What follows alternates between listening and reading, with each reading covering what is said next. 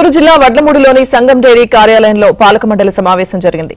సంగం dairy ఈ ఆర్థిక సంవత్సరంలో 2000 కోట్ల రూపాయల టర్నోవర్ సాధించిన సంస్థ చైర్మన్ ధూళిపాల నరేంద్ర తెలిపారు. ఇక ఈ ఏడాది కొత్తగా 14 చోట్ల చిల్లింగ్ యూనిట్లను ఏర్పాటు చేస్తామని, అదనంగా 1,50,000 లీటర్ల పాలను సేకరిస్తామని తెలిపారు. సంగం డైరీ టర్నోవర్ 2000 కోట్లకు చేరిన సందర్భంగా పాడి రైతులకు 50 కోట్ల రూపాయలు బోనస్ గా ఇవ్వనున్నట్లు ప్రకటించారు.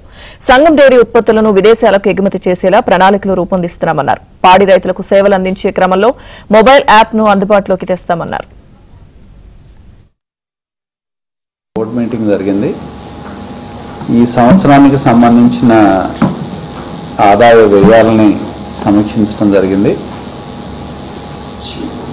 సంగం డైరీలో చరిత్రలో ఒక మైలురాయిని మేము అధిగమించాం. దాదాపు ఈ సంవత్సరం 2000 కోట్ల టర్నోవర్ని అధిగమించే విధంగా అంచనాలు ఈ ఇయర్కి సంబంధించి 2000 కోట్లు దాటుద్దని చెప్పి మేము అనుకుంటున్నాం.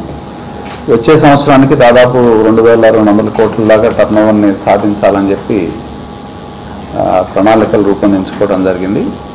అలాగే సంగం డైరీ పరంగా ప్రొక్యూర్మెంట్ దాదాపు వచ్చే సంవత్సరం ఒక 14 చిల్లింగ్ సెంటర్లు వివిధ ప్రాంతాల్లో రోజుకి 1,50,000 లీటర్ల అదనపు ప్రొక్యూర్మెంట్ని సేకరించాలని చెప్పి మేము టార్గెట్గా పెట్టుకున్నాం.